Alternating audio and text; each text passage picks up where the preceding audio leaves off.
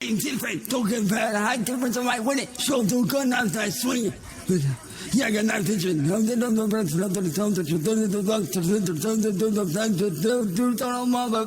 my brothers. Hey, it doesn't make sense to me, dude. Sean here. We're going to talk about Chance and two things you should shut up about. Number one, we're going to talk about PTSD. Chance, you don't know what PTSD is. Assault survivors, people who've been through real traumatic experiences. A friend of mine, who I am still in contact with, who is living his best life, was in his car, sweating, drunk off his ass, and me and another friend were trying to get him out of the car. He had the gun to his fucking head. He had seen real horror, Chance. Former military, he had seen real horror. I wasn't ready for it. It was a shock to me because I'd never seen it that up close. I'd never seen how strong it was. We talk about it now, like I don't bring it up, but if it comes up, we talk about it now. And he kind of explains where his mind was. He had just split up with his girlfriend. I mean, it was just a whirlwind of shit that hit him. That's PTSD, Chance. What you're doing is malingering. That's what they'd say in the Marine Corps. You're malingering. You're the person at work that calls in with a mild case of food poisoning or a mild case of the flu or a mild, because when you say something is mild, you're only showing a symptom or two, but it's still the flu. Even if it hasn't, you don't really have a high fever, you got a little bit of a cough, but you tested positive for the flu. Mild case of food poisoning, you have to poop a lot. Chance, you're doing the same thing with PTSD. You are diminishing what it is. You are diminishing the people that really have it. What you are dealing with are the consequences of your actions, and you don't like it, and it makes you feel like shit.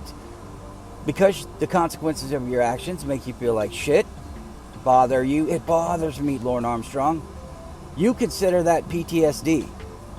What you are dealing with right now is, I can't believe I did that shit. That is what you are dealing with. I can't think of anything in your life. It can't be because of the trolling. Because that's your choice, Chance. And you come out and tell people you want to be the face of trolling, you want to be the spokesperson. Chance, you should never be a spokesperson. Given how you reacted, given everything you said, given everything you did, how you rolled up on Marty, how you did it, you threatened people, you should never be a spokesperson.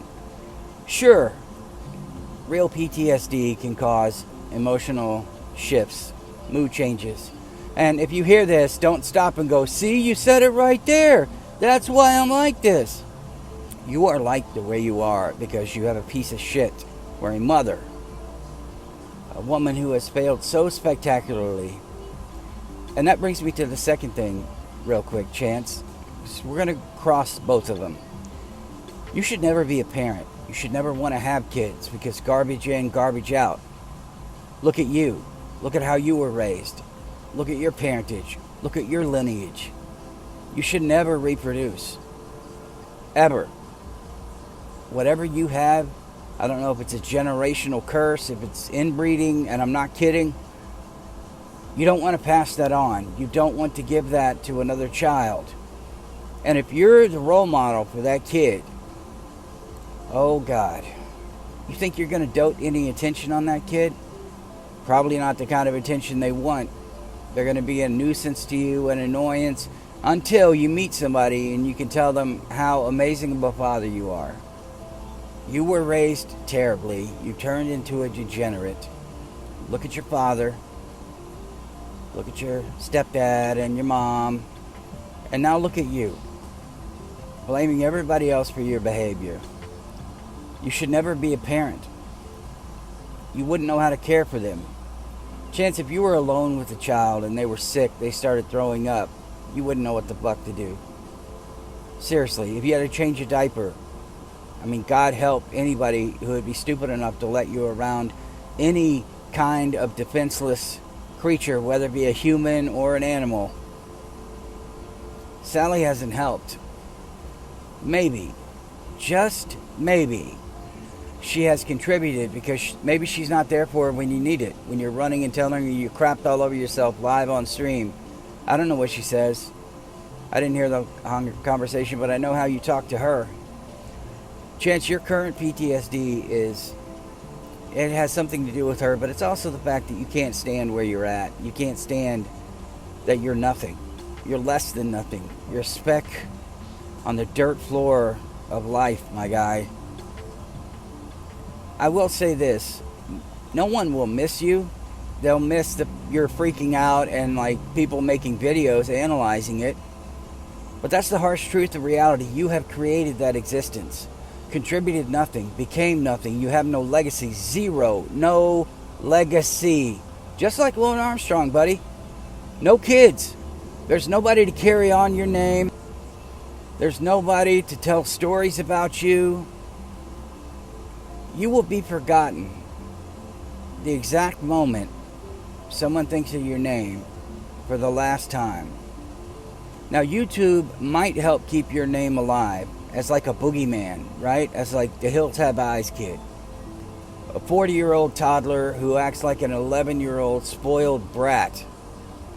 Chance, it would explain a lot if you came out on stream with the wig and makeup on and you were having some kind of crisis and you've been too ashamed to do it and you were really struggling with your identity. Maybe then I could be like, okay, I forgive some of his rage. I can't even imagine what that would be like for somebody to not be able to be who they want to be, or if his mom was against it. Like, I'm sure his mom would.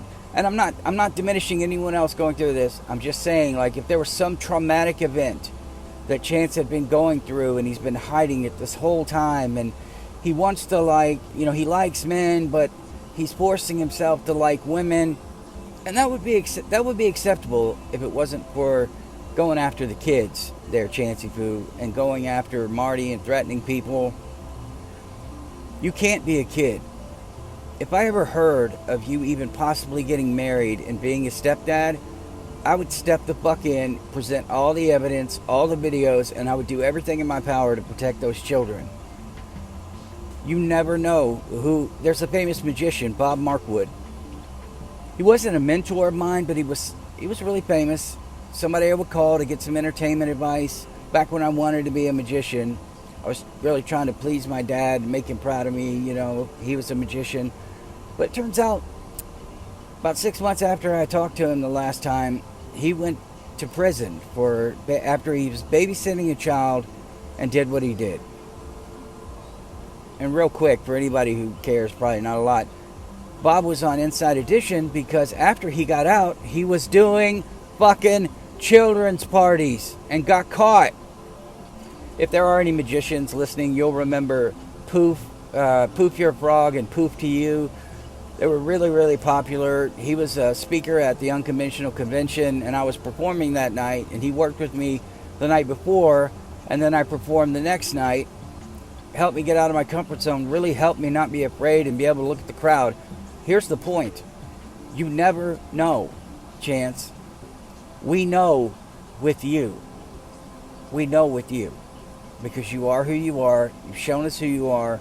You've done what you've done, and you shouldn't be a parent. Now, if you really did have PTSD, if you really did have all this shit, you haven't dealt with any of it.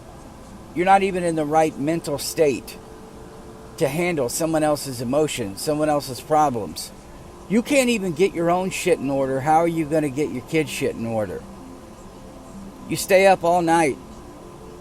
You going to be able to get the kids to school? You don't have a license, man. You don't have any cooking skills, no life skills.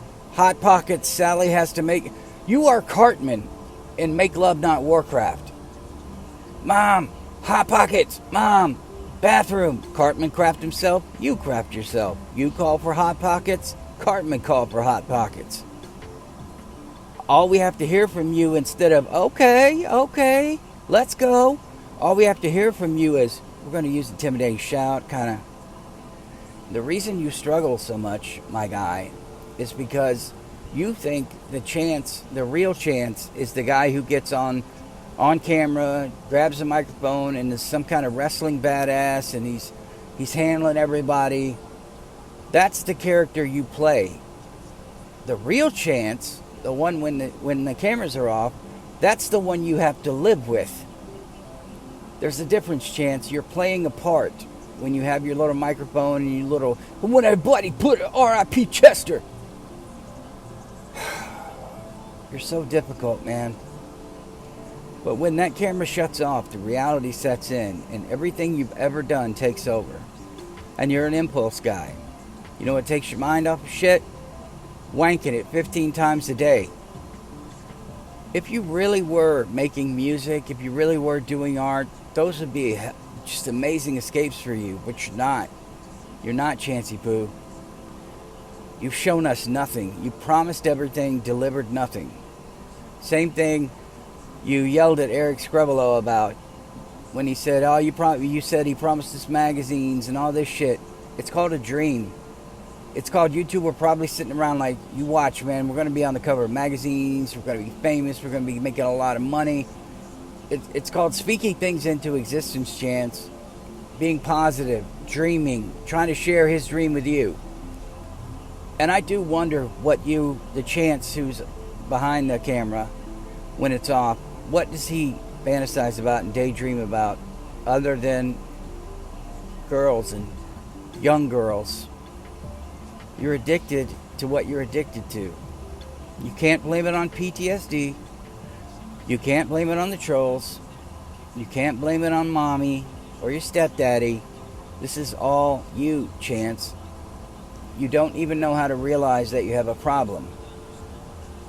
How do you know you have PTSD? You don't realize that you have basic issues that need to be dealt with. That's why you can't be a parent.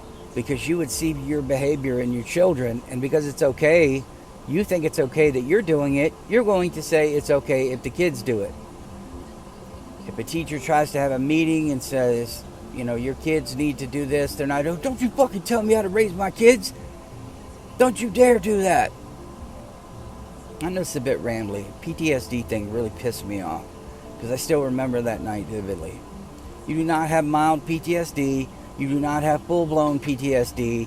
You have living with the consequences of the bullshit you've done, the fact that you don't like it, the fact that everybody knows who you are, the fact that you showed everybody who you are, and the fact that you will always be a jobless, futureless, penniless, little Akron goblin who wastes his life away watching TV, jacking off 75 times, eating junk food, and lying, and blaming everybody else for your failures.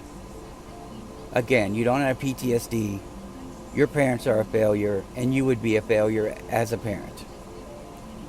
I'll see you guys in the next one. It doesn't make sense to me, dude. Being different, don't get bad. High difference, I might win it. Shoulder gun, I'm trying to swing it. Yeah, I got no attention. Don't my family, don't my brothers.